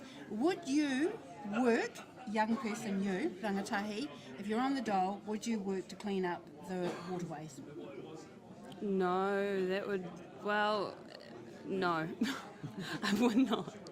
Not if I had a choice in it. I wouldn't want to go out there and clean some waterways, especially because I'd firstly want to know why I'd be doing it and like who made those waterways dirty in a way. But yeah, I would not like to do that at all. I think you're going to be a little bit too young to remember the days of the PEP schemes back in the 70s and the 80s, Kirk, where our whānau in the rural areas went and, grew lupins and cut down gorse, because they didn't have any mahi, and it was in towns like Moerewa when the freezing works closed down and they rounded up all the rangatahi and sent them out to scrub cutting. Yeah. Well, the Labour Party want to do that with Hene Pounamu and her mates. Yeah, she's saying no. I actually think it's a good idea, Hene Pounamu. Yeah. I think it's a good idea that rangatahi get out there and clean those waterways. Just saying. Oh yeah, I think it's an interesting prospect to ensure that people are doing things rather than sitting on the benefit. But I think Henny raises a good point in that who do you, if the waterways are being polluted, there should be some emphasis on the people who are polluting the riverways as well. So for me, sorry, something in my throat, but yeah, for me, I think there still does need to be some emphasis on trying to figure out who that is and ensuring they have a responsibility to protect the waterway as well. Now, Hene Pounamu, did you go to a kura, a whare kura? Yeah. Okay, so the national government, that's Nuk Kurako, and it was great to see Nuk Kurako come this evening to a debate that he wasn't involved in, but he's obviously involved in things Māori and around, Tirinanga or Ngāi Tahu because, just voluntarily showed up to give his support. It was cool to see Nuk in the crowd today as well, and yeah, as you say, when he's not running a campaign, it's still cool to see him come out and support whānau and engage with the whānau that we're here today. So. Well, you went to Wharekura. Yeah. Now, the national government, they're going to give $160 million to introduce a second language in schools. Yeah. But no additional funding to te reo Māori or kohanga or kura. So $160 million for somebody to learn a second language, but they are not prioritising te reo Māori. Yeah. Pehe tō whakaro. Kāre pai tērā whakaro ki ahau. Kāre pai. Nā te mea, ko tēnei tō mātou whenua, ko te reo Māori tō mātou pounamu, ko te reo Māori te Māori. So I think that comes back to the identity crisis again as well, even with rangatahi and them not really placing too much emphasis on that. And rangatahi and te reo Māori, I think something clicks when a Māori rangatahi is able to learn a little bit of their reo because they can cut over that maybe shame of them not knowing a little bit of the reo, but when they do, something clicks for them and they're able to really feel a bit more identity of who they are. So not having that as a big emphasis. To be fair, the Labour Party hasn't prioritised te reo either. Yeah, I think it should be a priority, obviously. I mean, as a Māori person who doesn't speak te reo, I think and my whānau don't, it's one of those things which is really quite sad, and it is just a lost language, and I think if you're not prioritising it, it's going to further lose it. So I think it definitely needs to hold the place that it does. I mean, the Treaty of Waitangi protects everything, and part of that is language and culture. So I mean, there should be provisions in place to respect that, and it's an official language of New Zealand, so it should have a higher place. I mean, realistically, and it is a shame to not see that it's been given that precedence. 20 to 30,000 immigrants are going to be slashed from the immigration numbers between 20 to 30,000. That's what Labour is going to slash them by, because according to Rino Tirikatene, we're getting the wrong type of immigrants. What do you think about that comment? The wrong type of immigrants. It's a bit confusing, so I kind of understand what he means by wrong type of immigrants. What is he trying to say? What does he mean? Yeah, he was sort of trying to say that, we were getting in people to do jobs that New Zealanders didn't want to do, or that they were unskilled labour and stuff like that. But I think you just need to be when you're doing anything with immigration, you need to be very clear on what skill sets you want and what skill sets you think there's going to be a need for, and then actually work your policy to determine that. Because if you're just saying the wrong people and targeting certain groups without actually figuring out what it is, then it's not really going to work. So I think you need to, any time you're looking at immigration policy, I think there needs to be a clear reason for why you're choosing who's going to come in. And that comes back to having your skilled migrants list and ensuring you're actually choosing the right people to come in. And as Metiria raised a good point of, if you're doing that, sometimes you're targeting ethnic minorities from other countries. Which And it becomes xenophobic. It sounds xenophobic Yeah. once you start to target particular groups of individuals and communities. And she also said that some of these New Zealanders have fought their own battles as Indigenous people in their own lands, and of course we're talking about refugees as well too. But some of these New Zealanders have come from war zones, and she also said that if there is a housing issue, it's not because there are immigrants, that it's because government hasn't built enough homes. Actually, that's not quite true, because the more population there is, that there is more demand. And there can be speculation and those sort of things, and foreign speculation is a thing. But housing was a big topic that they talked about as well. But we seem to run out of time a little bit at the end, which was a bit unfortunate, because for me that's one of the big issues going into the election as well, is the housing, and getting into your first home. And we didn't really hear too much about their housing policies, just due to time constraints, I think. The other thing, I just want to just stay on immigration just a little bit longer, because the Maori Party has a policy, unpaid internship by these New Zealanders. So if they're doctors or lawyers or some specialist subject area, they go into the rural areas as unpaid interns. Yeah, I don't like that. Yeah, me neither. It kind of smacks of slave labour, don't you think? Exactly. It's not representing May what said their it skill base just is. straight out. Pretty much slave labour, but only for a little bit, only for a little short period of time.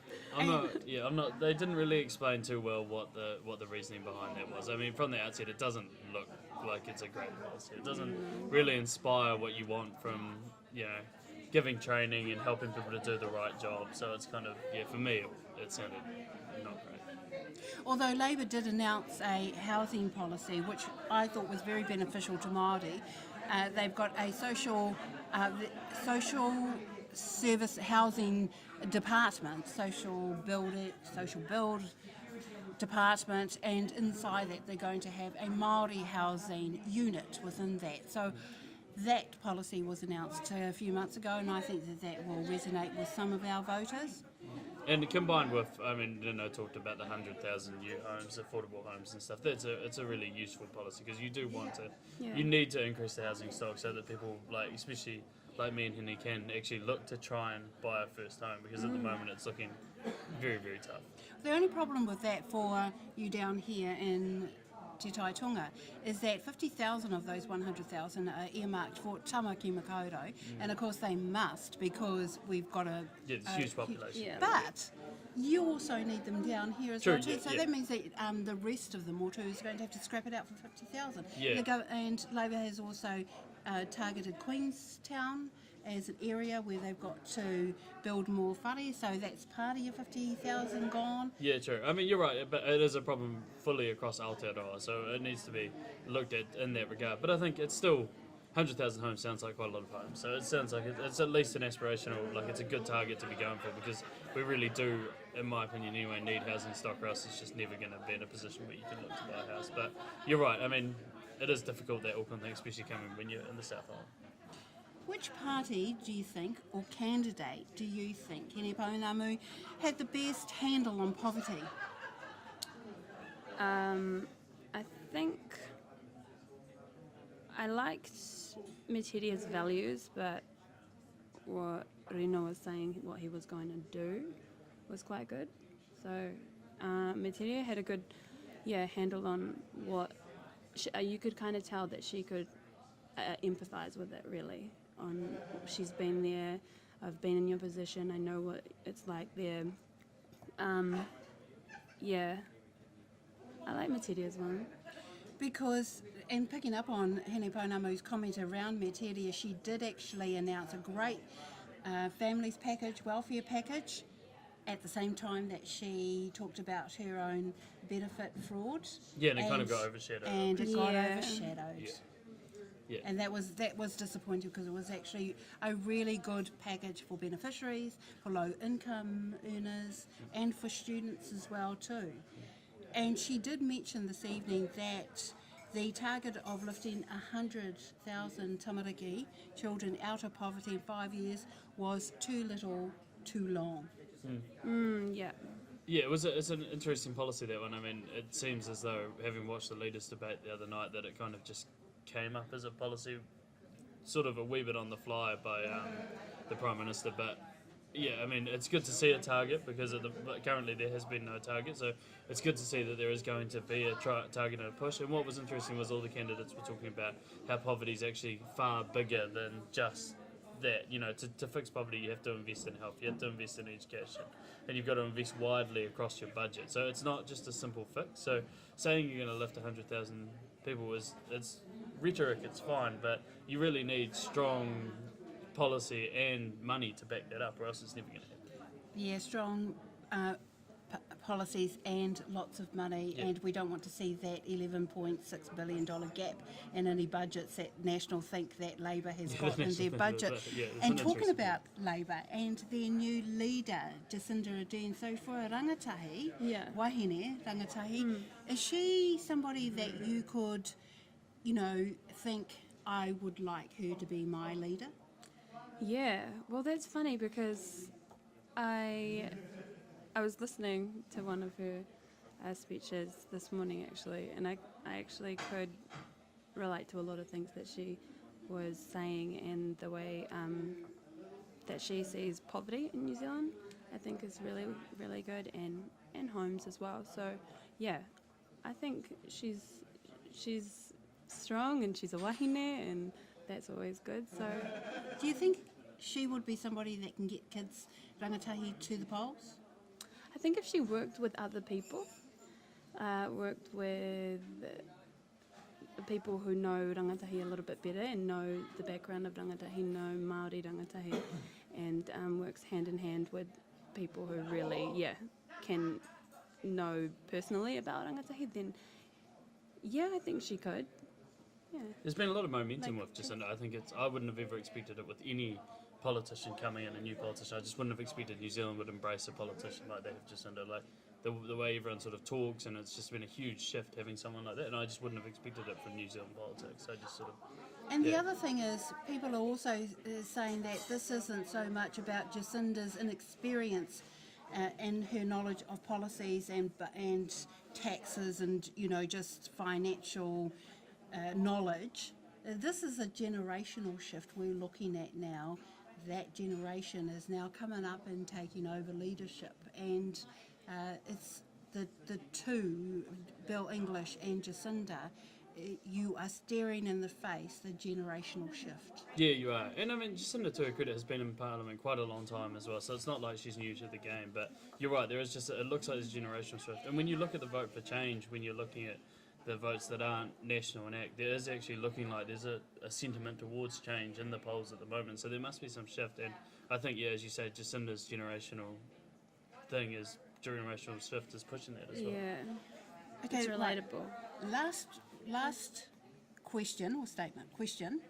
You're going to go with Greens because of Metiria's performance this evening? Oh, I'm still a wee bit on the fence. You're still undecided. I'm still undecided. Kurt, based on this evening's performance, if this is the only thing you've got to go on?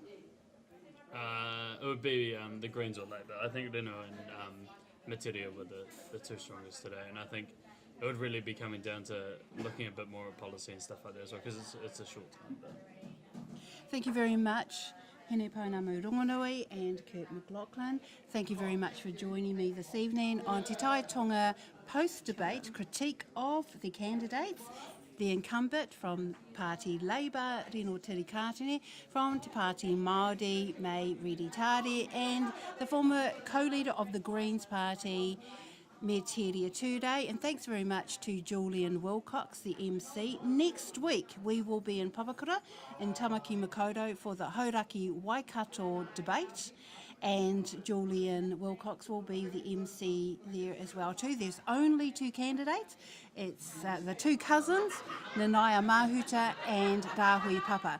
I'm Claudette Hauiti. Thanks very much for joining us this evening. Kia ora. Kia ora.